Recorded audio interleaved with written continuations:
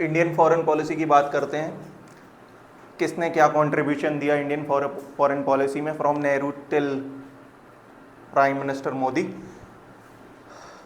जो prime minister Modi की foreign policy है पूरा डिटेल में अभी इसके बाद डील करेंगे, लेकिन पहले जो इनके पहले जो लीडर्स थे उनका क्या कंट्रीब्यूशन रहा फॉरेन पॉलिसी में और उनके देखने का नज़रिया क्या था इंटरनेशनल पर्सपेक्टिव को।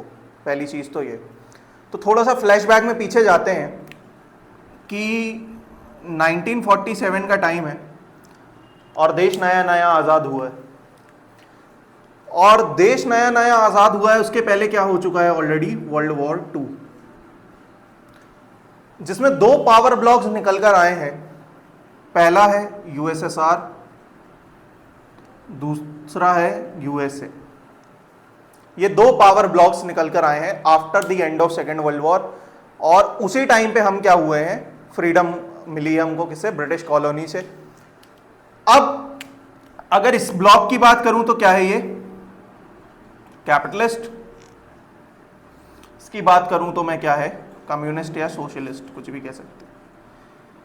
तो दुनिया 2 ब्लॉकों में ऑलरेडी डिवाइड हो चुकी है, ठीक है, after the end of second world war. एक है कैपिटलिस्ट ब्लॉक जिसके अंडर हम पिछले 250 सालों से हैं, ब्रिटेन इंडस्ट्रियल पावर, जहां पे ओनरशिप किसके पास है, प्राइवेट सेक्टर के पास। The only motive is profit, तो वो क्या है, कैपिटलिस्ट ब्लॉक। दूसरा है communist, okay, the lowest level तक हर चीज को पहुंचाना। If I talk about the ideology of Karl Marx की अमीरों से छीनो और गरीबों में बांटो, ठीक है, the extreme form of socialism की बात करें अगर हम, तो दुनिया 2 ब्लॉक्स में क्या हो गई, डिवाइड हो गई। अब इसी बीच हम आजाद हो गए 1947 में, तो ऑब्वियस सिचुएशन है कि कहीं ना कहीं हमको भी फोर्स किया जाएगा। If I talk about the 1947 के पहले की बात, when there was a lot pressure from US in order to free all the colonies in which they were ruling. After the strength, the power, the enormous value of Britain got drained after the end of Second World War and US became a superpower. Situation यहाँ तक तो ठीक थी, pressure आया। अब जब देश आज़ाद हो गया तो ultimately we were forced to join either communist block और either join capitalist block. These were the only 2 options, but we can't survive. पहली चीज तो we are in a nascent stage, कल ही तो आजाद हुए हैं, और आज आप हमसे कह रहे हो या तो हमारे ब्लॉक को ज्वाइन करो या तो हमारे ब्लॉक को ज्वाइन करो, बट अल्टीमेटली सिचुएशन से यहां से हमारी नहीं सुधरने वाली, बिकॉज क्योंकि हम 250 साल से कैपिटलिस्ट ब्लॉक के अंडर ही तो थे, but ultimately we were not growing. और अगर कम्युनिस्ट की बात करूं तो एक्सट्रीमिज्म है। अभी तो स्टेट के पास सब कुछ होना चाहिए और वहीं से डेवलप होना है। तो at the time the prime minister Nehru decided कि हम तो किसी ब्लॉक को ज्वाइन नहीं करेंगे, first of all, and not only prime minister Nehru, और भी जो ऐसे इंडिपेंडेंट नेशंस उस समय बने, दे ऑल्सो डिसाइडेड कि we are not going to take part और join either of the block. But that doesn't means कि हम दोनों से हेल्प नहीं ले सकते, दोनों से हमारी दोस्ती नहीं है। Ultimately we are residing in the world, globalised world, लेकिन हमारा यह है कि हम एक आइडियोलॉजी को चूज नहीं कर रहे हैं। हम किसको चूज कर रहे हैं कि हमारे नेशनल इंटरेस्ट सबसे पहले होना चाहिए, ना कि आपके ब्लॉक के नेशनल इंटरेस्ट होना चाहिए। At that time came the idea of NAM which is called as the non aligned movement. The initiation done by Nehru, Abdul Nasser and JB Tito of Yugoslavia. कहानी शुरू हुई इसकी 1947 में, एशियन कॉन्फ्रेंस में इसकी बात हुई, एंड इन 1955 बंदुंग कॉन्फ्रेंस में इट गॉट ऑलमोस्ट फाइनलाइज्ड। तो नाम क्या था, पहली चीज तो नाम की बात कर लेते हैं, फिर नेहरू की फॉरेन पॉलिसी की बात करेंगे, and why Nehru wanted to create a non aligned movement and what were the intentions behind it. तो सबसे पहले नॉन अलाइंड की, भैया अब हम क्या है, ना ही कैपिटलिस्ट ब्लॉक को ज्वाइन कर रहे हैं ना ही हम कम्युनिस्ट ब्लॉक को ज्वाइन कर, ultimately what we are non aligned to both the blocks, first point. Second point की अगर मैं बात करूं कि अगर हम ज्वाइन तो नहीं कर रहे हैं, but that totally doesn't means कि हम दोनों से हेल्प नहीं ले सकते। हमारे दोनों फ्रेंड्स हैं, हम दोनों से कहीं भी हेल्प ले सकते हैं, बातें हो सकती हैं, ट्रेड हो सकता है, सारी चीजें हो सकती है, because you can't be aloof in a situation where the world is globalised. ठीक, ये हुआ। तो कुछ पैरामीटर्स हुए नाम के, जो कहीं ना कहीं एक प्रोफार्मा क्रिएट किया गया कि नो हमारी प्रायोरिटीज क्या होंगी, हम किस तरीके से काम करेंगे। Basically it led to the fusion of Asia and Africa both after non align movement. तो कुछ पॉइंट्स थे जिसकी हम बात करें तो पहला क्या था कि we all know that UN बन चुका था उस टाइम तक, ठीक है, after second world war, United Nation Organisation. तो सबसे पहले तो इन्होंने क्या कहा कि हमारा सबसे ज्यादा भरोसा किस पे है, यूएनओ पे, इंटरनेशनल ऑर्गेनाइजेशन पे, यूनाइटेड नेशंस पे हमारा पूरा भरोसा है। We have all the faith in the United Nations. Second, if I talk about peaceful, you have to peacefully you have to solve all your issues without engaging in a war, क्योंकि हम already दुनिया 2 war झेल चुकी थी, world war 1 और world war 2, we can't afford a third war. So instead of going for a war we should solve our issue peacefully. Third point क्या था कि सबसे पहले जो प्रायोरिटी की बात होगी, which I already talked about it, कि प्रायोरिटी क्या होगी हमारी सबसे ज्यादा, हमारे नेशनल इंटरेस्ट कहां जाते, हमारे देश की जनता के लिए क्या भलाई है, पहले हम उस पर ध्यान देंगे, बाकी सारी चीजें हमारे लिए बाद में आएगी। And it is one of the most tricky point कि my national interest can vary. अगर मैं इस पॉइंट को रिलेट करूं प्रेजेंट सिनेरियो में कि ultimately we are having the friendly relationship with Russia and US both. कारण सिर्फ उसका यह है कि नेशनल इंटरेस्ट हमारे कहां सबसीड कर रहे हैं। We are having the agreement such as Comcasa with US, but we are buying submarines and fighter jets from USSR. 2 blocks थे ना, but ultimately we are creating a balance between those. क्यों? क्योंकि सबसे पहली इंपॉर्टेंट चीज क्या है, national interest. तो अगर मैं बात करूं एक राइम की इंटरनेशनल रिलेशन की, कि इट सेज कि friends are never permanent, friends in international relations are never permanent, only thing that is permanent is national interest. So that national interest comes from here, कि हमारा national interest जहां जाएगा वहां हम जाएंगे। बात करूं हमको क्या करना है, एक थर्ड फोर्स की तरफ काम करना है, ना कि थर्ड ब्लॉक बनाना है।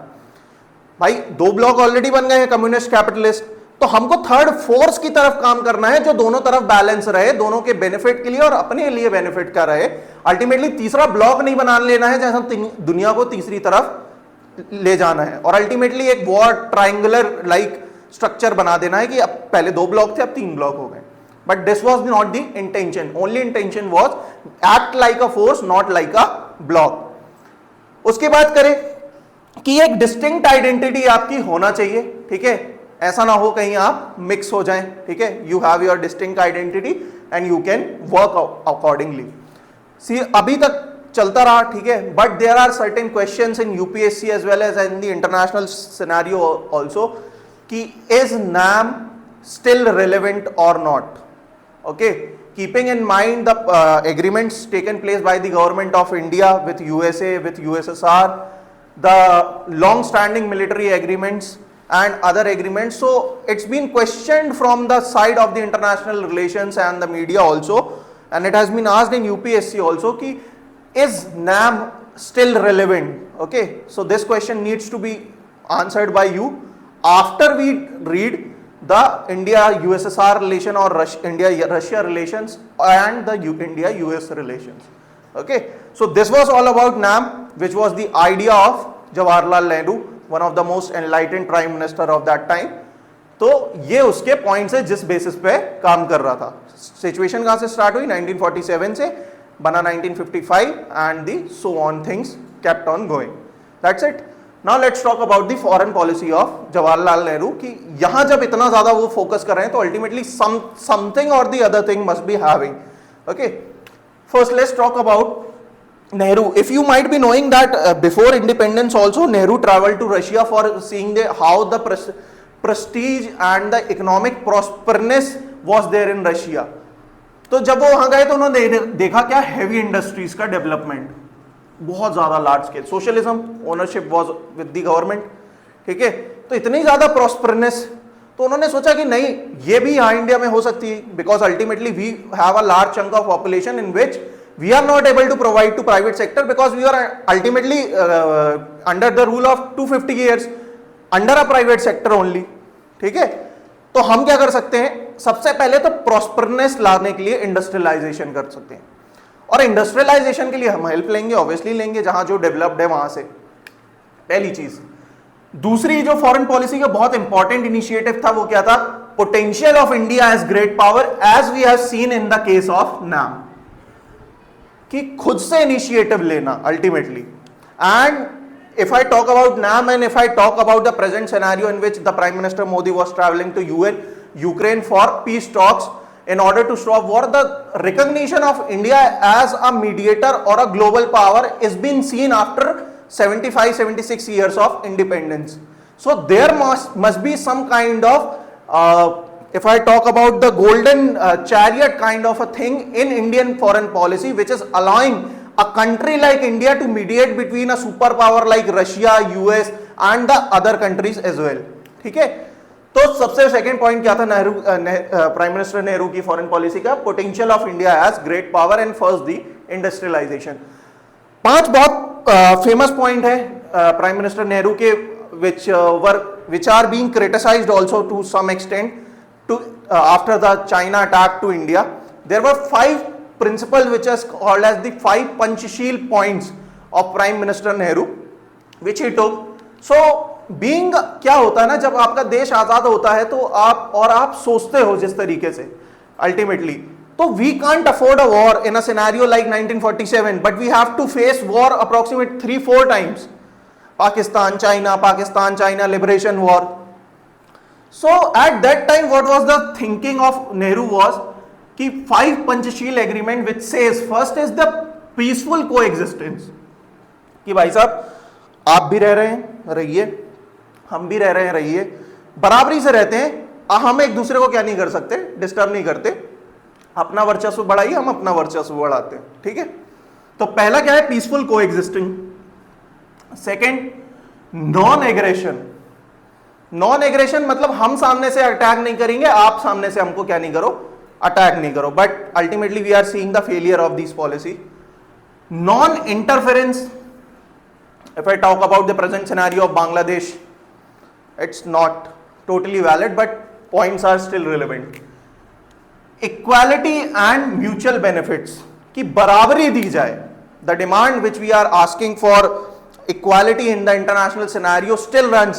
If I talk about the policy of Atal Bihari Vajpayee, he used to say that India should get its the power which it deserves at international committees, at international organization, कि बराबरी मिलना चाहिए। We have a population of 140 crores approximately and we are not the member of Security Council, permanent member of the Security Council. So ultimately it's a drawback of the international scenario that the large chunk of population which is being represented by a particular country is not being represented in the international forums such as UN Security Council. Fourth, last comes the mutual respect, कि आप इज्जत दें तो हम आपको इज्जत देंगे, आप नहीं देंगे तो फिर we can't survive. So these are the 5 essential or the 5 Panchsheel points given by Nehru. Okay. First is peaceful coexistence, second is non-aggression, third is the non-interference, fourth is equality and fifth is the mutual benefits. तो ये policy थी किसकी, foreign policy थी prime minister Nehru की। Now let's move on towards Indira Gandhi. Indira Gandhi, if you yesterday only we discussed about the liberation war. First, equality as the basis, because you know कि when the liberation war was about to start, there was a lot more pressure from the US that you should not engage in the activities which are happening in the East Pakistan or presently known as Bangladesh. But what Indira Gandhi was said that equality should be the basis for everything. कि we are not subordinate to you, we as a country are sovereign to take our own decision, so equality should be the basis for the international relation or the foreign policy. Second, you might be knowing कि whether, जब आपकी बात देखो, it's a common thing that people listen to you only when you are in power. ठीक है, आपके पास economical power है, आपके पास मिलिट्री पावर है, then only the world will listen. If I talk about the present government, The government was in power, is in power since more than 11 years now, with strong majority approximately. Military power है, तभी तो दुनिया आपकी सुन रही है. So this was the idea of Prime Minister Indira Gandhi, which said India as a military, strong military power should be there, the essential part of the foreign policy. Third, foreign policy should be based on merit, not only on the basis of biasness that we have in the UN Security Council as well. कि वही लोग बने हैं, आपने अपने हिसाब से policies mould करके जो इंडस्ट्रियलाइज नेशन हो गए थे आजादी आफ्टर सेकेंड वर्ल्ड वॉर, वही परमानेंट मेंबर्स उसके बन गए हैं. If I talk about the non proliferation treaty, NPT की अगर मैं बात करूं तो उसमें भी बायसनेस है. India is not the member of NPT, it has not signed NPT. Reason being कि it asked the member country to dissolve all its nuclear weapons. But USA and USSR are holding those nuclear weapon, and the countries which are the permanent members of Security Council. So it creates a biasness among the different segments of the society. Get why we are surrounded by enemies from all sides. So why we should remove those things. So ultimately the institutions like NPT are one of should be based on merit, they should not be based on biasness. So these were the three important points of Indira Gandhi's foreign policy, which says the equality as the basis, India as the military power, and the merit as the basis. Okay. Now only one point is of Rajiv Gandhi, which says the idealism, it's a blend of idealism and it's the blend of realism. Basically he was the person who brought computers to India. Okay. So ultimately he was, and at that time when the Rajiv Gandhi was there, ultimately there was not so much chaos in the international scenario as well. So a blend of idealism and realism is the policy, foreign policy given by Rajiv Gandhi. Now let's talk about Narasimha Rao. So you might be knowing that Narasimha Rao, when the Narasimha Rao government was there, ultimately 1991 LPG crisis happened. We were in debt. Okay. So economic reforms in the rise of economic diplomacy is the foreign policy given by Narasimha Rao. And I.K. Gujral, who was the external affairs minister in the Deve Gowda regime, gave two important points that we should one way help to our neighboring countries. हम क्या सोचते हैं ना कि हम neighbours हैं. If I talk about the Bangladesh, if I talk about the Sri Lanka, if I talk about the Mauritius, Maldives, and so on. Ultimately, what I.K. Gujral or the Gujral doctrine given by I.K. Gujral says that one way help should be given to the neighbors. Ultimately, we should not expect that we are the big brother of them. No, we are equal. One way help should be given to them without expecting anything in return, ultimately.